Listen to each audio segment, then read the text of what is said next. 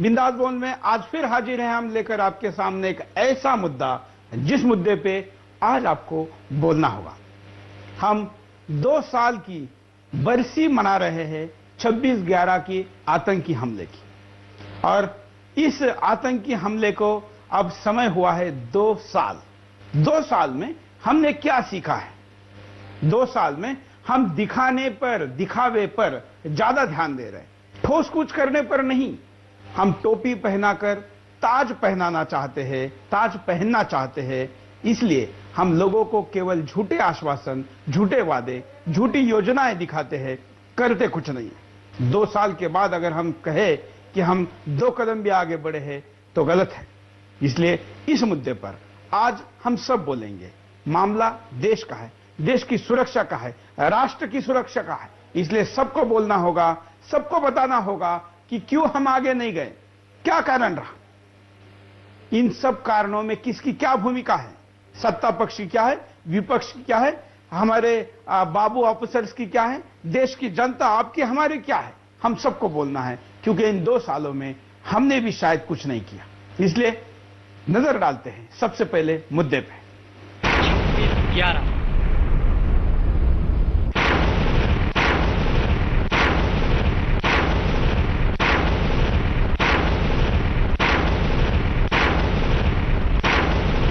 26 नवंबर 2008 को मुंबई पर आतंकी हमला भारतीय गणतंत्र के इतिहास का सबसे घातक, सबसे दर्दनाक और सबसे ज्यादा सबक सिखाने वाला था।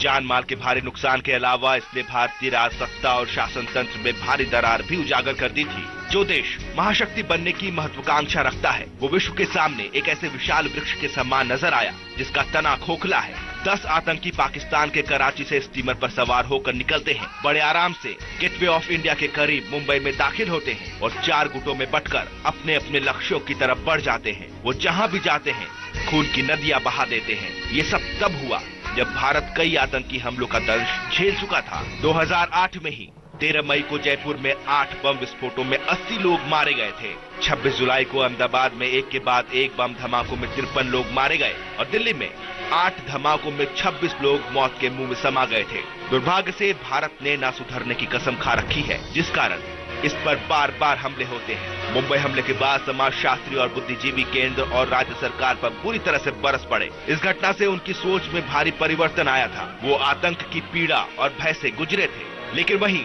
दूसरी ओर हमारे देश की सरकार में कुछ करने की इच्छा शक्ति ही नहीं है। देखा जाए तो पहले ही हजारों जाने और हजारों करोड़ रुपए आतंकवाद की भेंट चढ़ चुका है। इनके खात्मे के लिए अब लंबा समय और भारी संसाधन चाहिए। ऐसे में सबसे बड़ा सवाल ये उठता है कि इतने खतरनाक माहौल में क्या हम मुंबई हमले के दोहराव की आशंका से इनकार कर सकते हैं? अगर हमें 26/11 की पुनरावृत्ति से बचना है तो खुद से कुछ सवाल पूछने होंगे। क्या हम अपने शासन तंत्र में सुधार ला रहे हैं और अपनी राजसत्ता की कमियों को दूर करने की दिशा में काम कर रहे हैं? क्या हम बौद्धिक तबके को नई दिशा दे रहे हैं जो लोगों में नया रुख और दृष्टिकोण पैदा करने में सहायक होगा? लेकिन आज कोई भी ये सवाल नहीं पूछ रहा है, जबकि राष्ट्रीय पटल पर मुंबई हमले की यादें अभी धुंधलाई नहीं है।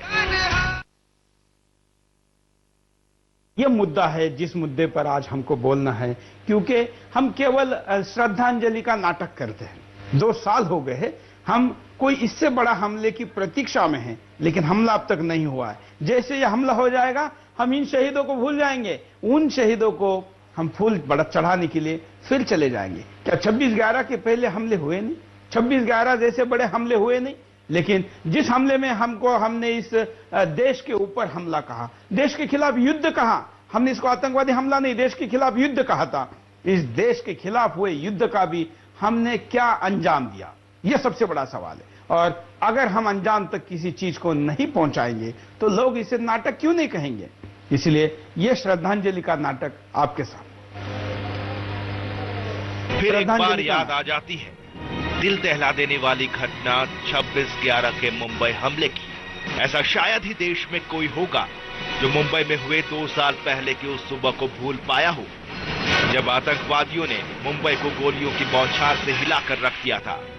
उस हमले में 166 लोगों ने अपनी जानें गंवाई और सैकड़ों मासूम घायल हो गए। लेकिन आज 26/11 की दूसरी बरसी पर हम फिर उसी तरह आंसू बहा रहे हैं, जिस तरह 26/11/2008 के अटैक के बाद बहा रहे थे। उस समय पूरे विश्व ने हमारी लाचारी देखी, हमारे नेता अपने को बेबस बता रहे थे, पर हमारे जाबाज जवानों ने अपनी जान पर खेलकर न सिर्फ देश की इज्जत बचाई, बल्कि हमें बता दिया कि जज्बे से सब कुछ हासिल किया जा सकता है, जो हमारे देश के नेता सोच भी नहीं सकते। खैर, आज 2 साल बाद भी हम उसी जगह पर खड़े हैं जहां 2 साल पहले थे। क्या हमने या हमारे नेताओं ने इस आतंकी हमले से कुछ सबक लिया है? देखा जाए तो नहीं।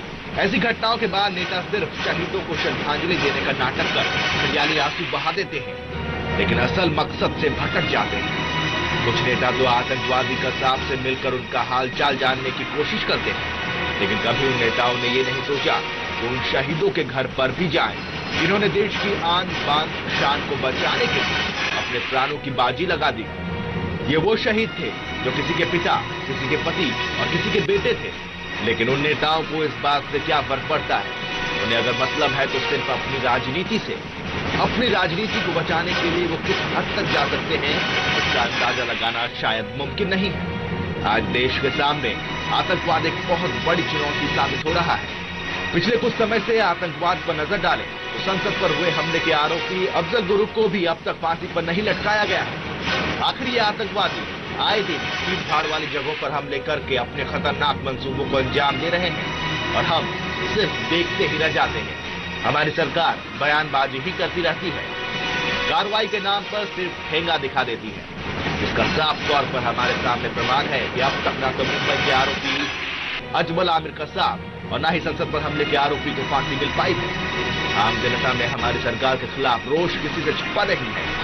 अब तो यही लगता है कि हर साल ये दिन आएगा, कुछ नेता शहीदों को श्रद्धांजलि के 2 फूल चढ़ाने का नाटक करेंगे और ये सब भूल जाएंगे जब तक कि कोई और बड़ा हमला हमारे देश पर नहीं हो जाता है। ये श्रद्धांजलि नाटक है, ऐसा हम क्यों कह रहे हैं? क्या केवल 2 साल के हमारे एक्सपीरियंस के आधार पर नहीं, हम ये भी दिखाएंगे आपको कि ये श्रद्धांजलि का नाटक कैसे है, क्यों हम ऐसा कह रहे हैं। ऐसे तो कई साक्ष्य और प्रमाण हैं, लेकिन वो भी दिखाएंगे। लेकिन लेते कॉलर को, देखते हमारे पहले कॉलर क्या कहते हैं। हेलो, आप लाइव में जुड़े हैं, बोलिए क्या कहेंगे। हाँ, नमस्ते सर जी। नमस्ते सर, मैं सबसे पहले 2 वर्ष की हमारे जो शहीद हुए इनको श्रद्धांजलि अर्पित करता हूँ, और ऐसे नौजवान जो इस देश की रक्षा के लिए हमारी कुर्बानी दे रहे हैं, और जो बॉम्बे 26/11 का जो है मसला, आज तक भारत सरकार ने इसके बारे में कोई ऐसे ठोस उपाय नहीं सोचा है और नहीं किया है। आज संसद में हंगामा चल रहा है, लेकिन सुरक्षा की तरफ उनका ध्यान नहीं है, चाहे वो बीजेपी सरकार हो चाहे कांग्रेस सरकार हो। ऐसी सरकारों को तो हटा देना चाहिए और यहाँ पर राष्ट्रपति शासन या सैनिक शासन होना चाहिए, क्योंकि ऐसे देशद्रोहियों को फांसी देना चाहिए। अजमल हो या वो गुरु हो, तो दोनों को फांसी दे देना, तो हमारे देश की एक अच्छी मिसाल पैदा होगी कि आतंकवाद हमारे देश की तरफ नजर उठा के ना देखे। सर, मैं अकोला से साबिर हुसैन बोल रहा हूँ। धन्यवाद साबिर भाई। अब तक अफजल कसाब को फांसी नहीं हुई है, और क्योंकि वो वेटिंग में है, अब तो गुरु का भी नंबर आने बाकी है, जिसने संसद पर हमला किया था।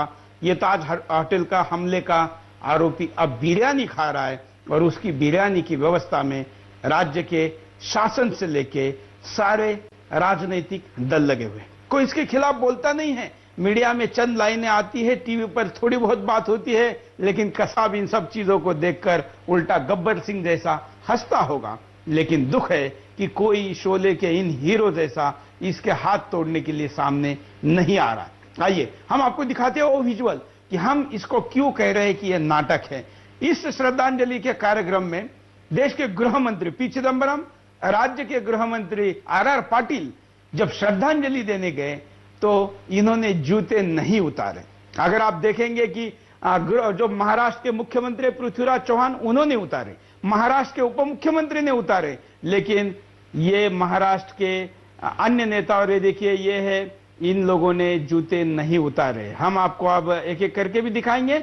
ये कितनी दुख की बात है जब नाटक करने, ये देखिए पी चिदंबरम की लुंगी के नीचे उनके पैर दिख रहे हैं, और ये आर पाटिल है। आर पाटिल एक के बाद एक ये नेता है। मुख्यमंत्री ने जूते उतारे, लेकिन देश के होम मिनिस्टर ने और देश के राज्य के होम मिनिस्टर ने जूते नहीं उतारे।